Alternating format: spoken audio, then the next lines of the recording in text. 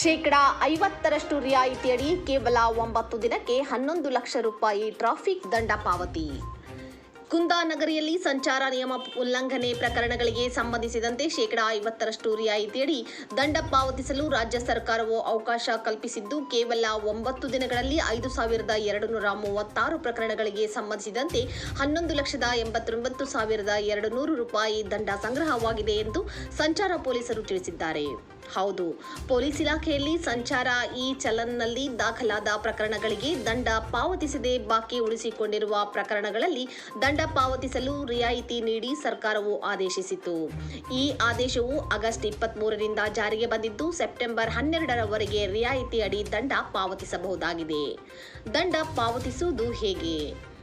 BTP Astram Karnataka ರಾಜ್ಯ police app, Belagavi ಸಂಚಾರ police ಅಥವಾ ಕರ್ನಾಟಕ ಒನ್ ವೆಬ್ಸೈಟ್ನಲ್ಲಿ ವಾಹನದ ನೋಂದಣಿ ಸಂಖ್ಯೆ ನಮೂದಿಸಿ ಸಂಚಾರ ಉಲ್ಲಂಘನೆ ಪ್ರಕರಣಗಳನ್ನು ತಿಳಿದುಕೊಳ್ಳಬಹುದು. ಬಳಿಕ ಪಾವತಿಸಲು ಇಚ್ಛಿಸುವ ದಂಡದ ಮೊತ್ತವನ್ನು ಆಯ್ಕೆ ಮಾಡಿದರೆ ರಿಯಾಯಿತಿ ಮೊತ್ತದ ಪಾವತಿಯ ಆಯ್ಕೆ ಲಭ್ಯವಾಗುತ್ತದೆ. ನಂತರ ದಂಡದ ಮೊತ್ತ ಪಾವತಿಸಬಹುದು.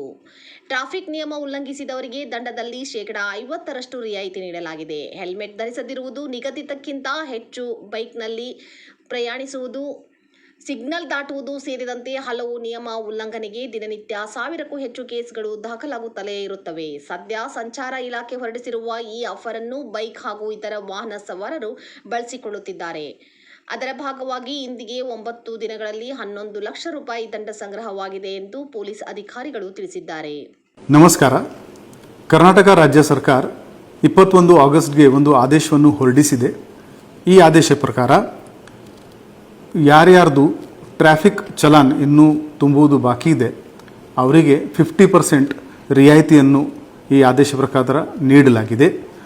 ಈ ಆದೇಶ 23 ಆಗಸ್ಟ್ರಿಂದ 12 ಸೆಪ್ಟೆಂಬರ್ 2025ವರೆಗೆ ಚಾಲ್ತಿನಲ್ಲಿ ಇರುತ್ತದೆ. ಸಾರ್ವಜನಿಕರು ಈ ಅವಕಾಶವನ್ನು ಸದುಪಯೋಗ ಮಾಡಿಕೊಳ್ಬೇಕಾಗಿ ನಾವು ಕೋರ್ತಾ ಇದ್ದೀವಿ. ಬೆಳಗಾವಿ ನಗರದ ಟ್ರಾಫಿಕ್ ಚಲಾನ್ ನೀವು ಬೆಳಗಾವಿ 1 ಸೆಂಟರ್ 4 ಜಾಗೆಗಳಲ್ಲಿ ಇವೆ.